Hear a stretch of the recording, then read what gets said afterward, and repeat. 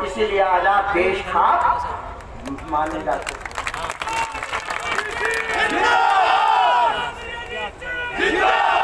हम क्यों अपने बुजुर्गों को याद करते हैं?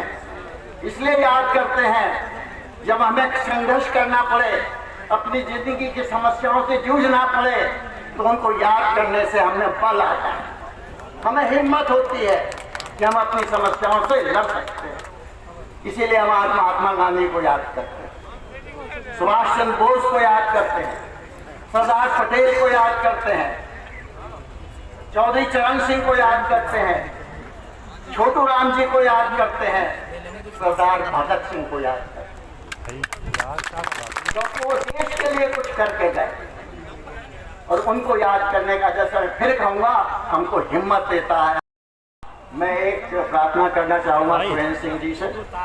सौरभ में, आप सब में सबके बारे में जानकारी रखी होगी। आप किसी से कहिए, कोई रिटायर्ड प्रोफेसर हो, टीचर हो, एक छोटी सी किताब राजा साहब ने क्या किया उस जमाने में, उन्होंने पंचायत राज की स्थापना उसी जमाने में कर दी।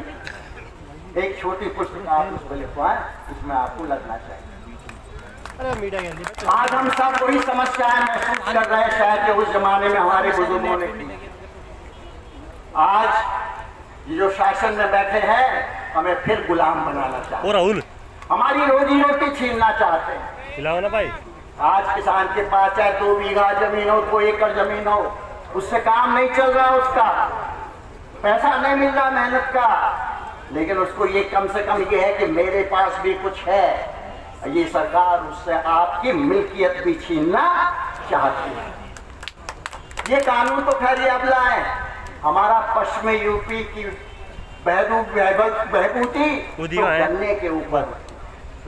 अगर गन्ने का ठीक दाम मिल जाए, समय पे पैसा मिल जाए, तो यहाँ किसान को और कोई चिंता नहीं। लेकिन जब से ये सरकार आई है, एक सपना दिखाने का काम हमारे मोदी जी करते हैं। याद है 2014 में गन्ने का दाम 400 रुपए कर दूंगा, 15 दिन में भुगतान कर दूंगा। सहारनपुर गए, बोले मैंने भुगतान कर दिया, अखबारों ने लिखा नहीं किया, लाल किले पे चढ़ के बोल दिया मैंने भुगतान कर दिया। हर बार हर 2 महीने में मुख्यमंत्री आते हैं, 2 महीने की तारीख दे जाते हैं, सारा भुगतान हो जाएगा। आज तक भुगतान नहीं किया। 2017 के चुनाव में बिजनौर में गए मोदी जी, बोले किसान बहुत परेशान है, सिर्फ चौधरी साहब ने ही बिजली का रेट कम किया, खाद का रेट कम किया, मैं भी करूंगा। और हर जिले में चौधरी चरण सिंह किसान कोष्ठ बनाया जाएगा और उससे किसानों को पैसा दिया जाएगा। बन गया किसान कोष्ठ।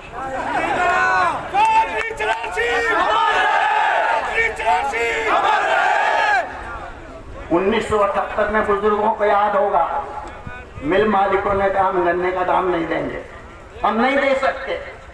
चौधरी साहब ने कानून बना दिया, जो मिल किसानों को दाम नहीं देगी, उस किसान को, उस मिल को सरकार जब्त कर सकती है। 10 दिन के अंदर मिल मालिकों ने किसानों का पूरा भुगतान करने का काम किया।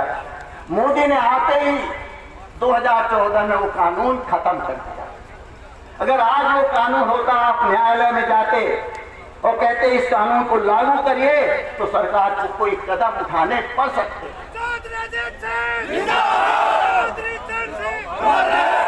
मोदी गरीबों का, किसानों का प्रधानमंत्री नहीं है, ये मिल मालिकों का, पूंजीपतियों का प्रधानमंत्री है। इसके दिल में आपके लिए कोई जगह नहीं।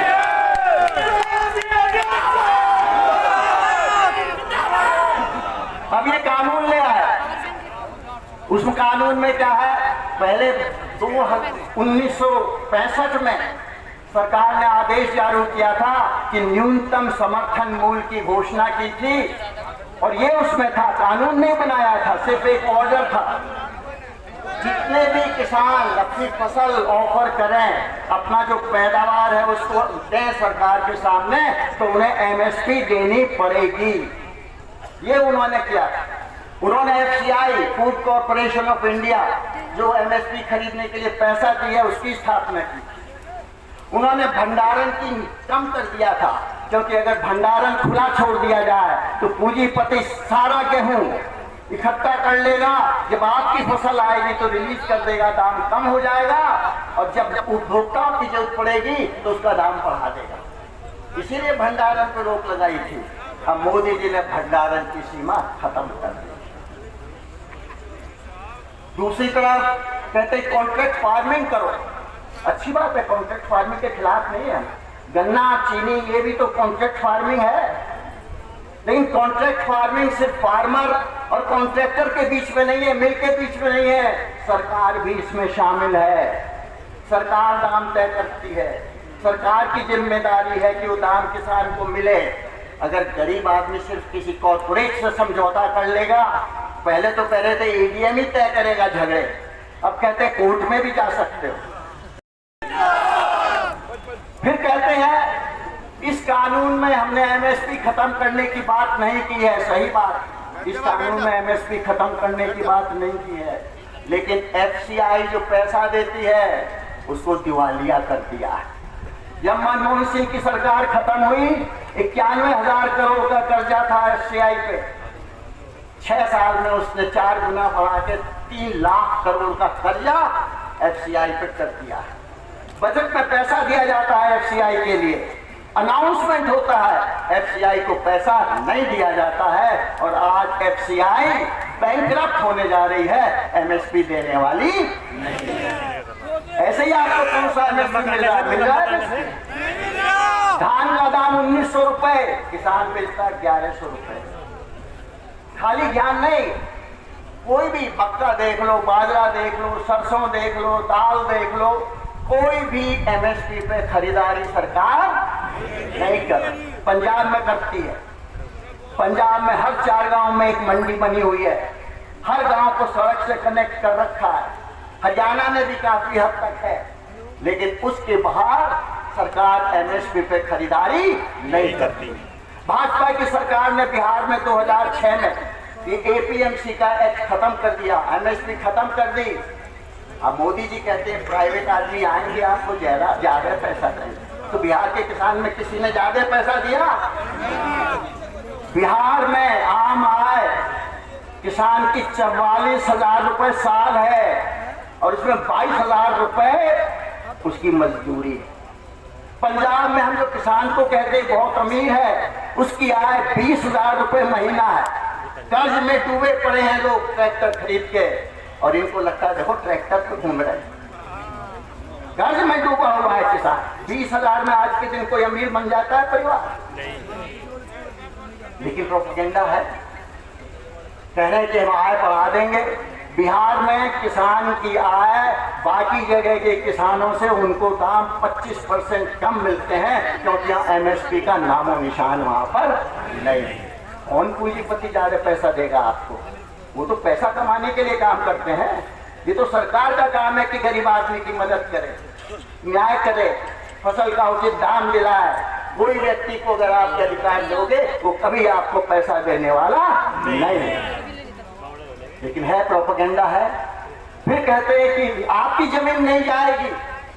सही बात है, इस कानून में लिखा है कि जमीन के बारे में कुछ नहीं कहा है, लेकिन अभी मध्य प्रदेश का केस आया है। एक कॉर्पोरेट घराने से किसान ने समझौता किया, उस कॉर्पोरेट घराने ने किसान की जमीन पर कर्ज ले लिया, उसकी कंपनी डूब गई, भाग गया, और बैंक ने किसान की जमीन कुर्क कर दी। और यही सबके साथ होगा। आप आज एक कॉन्ट्रैक्ट कर लो किसी कॉर्पोरेट के साथ, बीज वो देगा, खाद वो देगा, कीटनाशक दवाएं वो देगा, क्या पैदा करोगे वो तय करेगा, कहां बेचोगे वो तय करेगा। आप मालिक हो कि मजदूर हो जाओ? सबको इकट्ठा होना है। और एक बात और ध्यान रखना, भूमिहीन किसान भी अपना पसीना बहाता है आपके साथ। जो आप अन्नदाता बने हो, उसमें भूमिहीन किसान की भी जिम्मेदारी बहुत योगदान है, उसको भी साथ जोड़ने का काम करो। बल्कि मैं तो कहूंगा गांव की बहबूदी किसान की आमदनी पर। दौलत सिर्फ किसान पैदा करता है, बाकी तो पैसा इधर से लेके उधर करता है। जब आपके पास पैसा होगा तो व्यापारी का काम चलेगा, मिस्त्री का काम चलेगा, कार बताने वाले, रिपेयर करने वालों का काम चलेगा। और किसान को पैसा नहीं हुआ तो ग्रामीण अर्थव्यवस्था बैठ जाएगी। ये कहते हैं कि आज देश में इकोनॉमिक प्रॉब्लम इसलिए है क्योंकि कोई डिमांड नहीं है। अरे आज आप किसानों को एमएसपी देख लो, डिमांड ही डिमांड हो जाए। मेरे मालिक को पैसा मिला, लंदन में एक फ्लैट और खरीद लेगा। आपको पैसा मिलेगा, एक हफ्ते में वही खर्च कर दोगे। करोगे कि नहीं करोगे? लेकिन मोदी जी की समझ में ये आने वाला नहीं है। एफसीआई ने 900 करोड़ का करार कर रखा है अडानी से। अब एफसीआई गोदाम नहीं बनाती, अडानी गोदाम बना रहा है। 900 करोड़ अगर इस कानून को वापस ले लेंगे तो अडानी अपना पैसा मांगेगा ना। क्यों नहीं वापस ले लेते हैं? नहीं बनने चाहिए, सुधार होना चाहिए। किसानों से बात कीजिए, लोकसभा में बहस कीजिए, सेलेक्ट कमेटी में भेजिए। ना किसी से बात की, न सेलेक्ट कमेटी में भेजा, न राज्यसभा में वोट देने दी और पास कर दिया कानून। अब सुनने को तैयार नहीं। आप एक बात और याद रखो, आप ही लोगों ने एक और काम किया था 2009 में। कांग्रेस की सरकार ऑर्डिनेंस लाई थी, किसान को स्टेट एडवाइस प्राइस एसएपी गन्ने की नहीं मिलेगी, जो केंद्र सरकार तय करती है वही आपको मिलेगी। क्या था कि नहीं? फिर वो उसको कानून बनाने के लिए लोकसभा में आए। मैंने सारे राजनीतिक दल इकट्ठे कर लिए और आपसे प्रार्थना करी, आओ आओ दिल्ली घेर लो।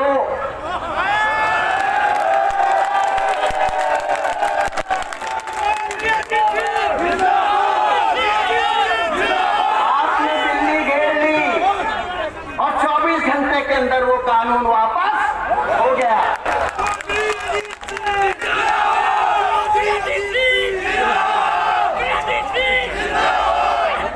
लेकिन ये अंधी बहरी सरकार है। इस देश के प्रधानमंत्री के पास कोई दिल नाम की चीज नहीं है। देखा होगा मजदूर कैसे जा रहे थे पैदल, पत्नी के साथ, बच्चों के साथ, 45 डिग्री में। एक शब्द बोला क्या? नहीं बोला। 200 से ज्यादा किसान मर गए आंदोलन में। क्या एक बार आपके प्रधानमंत्री ने उनके बारे में ट्वीट भी किया था? बल्कि जब लोकसभा में अपोजिशन ने कहा कि हम उनके लिए दुख मनाने के लिए 2 मिनट खड़े होते हैं, भाजपा का सांसद उस काम के लिए भी तैयार नहीं। तो इस सरकार ये रही तो ये देश को तबाह कर देगी, कर दिया। 2 करोड़ नौकरी हर साल मिलेगी।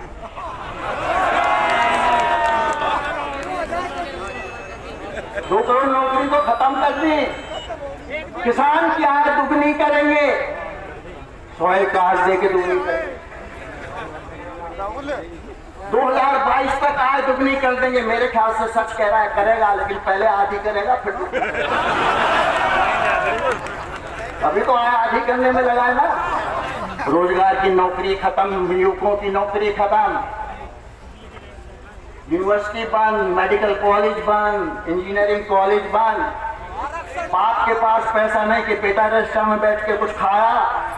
क्या करेगा नागरिकों? इस सरकार को नष्ट करने में लग जाओ, वरना तुम्हारी जिंदगी आगे जाके बर्बाद होगी और कुछ होने वाला नहीं है।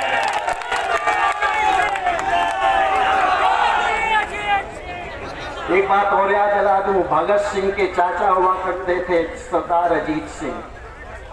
एक इंग्लिश सरकार भी इसी तरह का कानून लाई थी। 6 महीने तक आंदोलन हुआ। उन्होंने नारा दिया था, साफा संभाल, पगड़ी संभाल। ये उन्होंने नारा दिया था, पगड़ी संभाल। आज फिर मैं कहना चाहता हूं, अपनी पगड़ी संभाल लो, वरना तुम्हारी इज्जत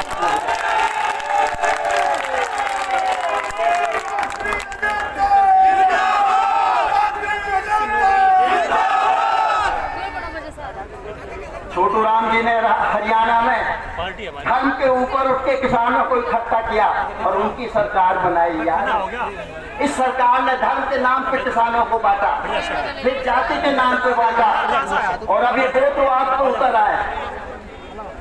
इनके मंत्री जी कहते हैं मैं भी बालियान खाता हूँ, बात कर लूंगा।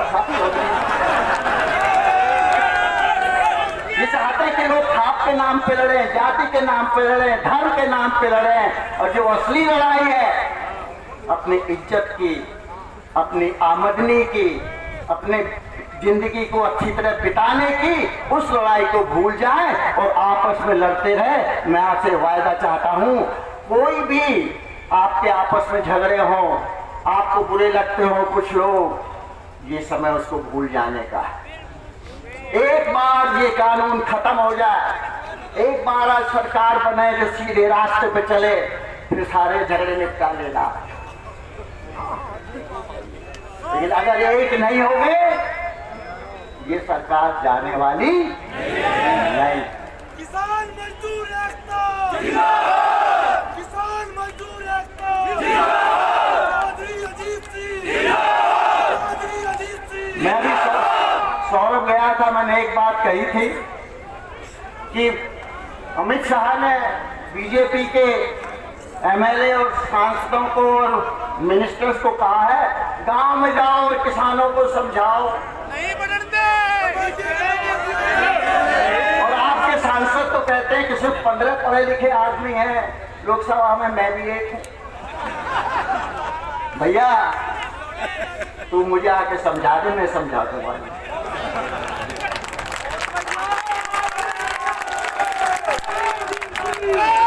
नहीं समझा सकते, हिम्मत नहीं है बोलने की। आपके समाज में तो ऐसे लोग होते हैं कि चिंता नहीं करते हैं, जो मन की बात होती है उठा देते हैं, लेकिन ये जो आपके समाज के लोग नौकरी कर रहे हैं, इनकी हिम्मत आपके बारे में बोलने की नहीं है। बहिष्कार कर दो इनका, करोगे ना?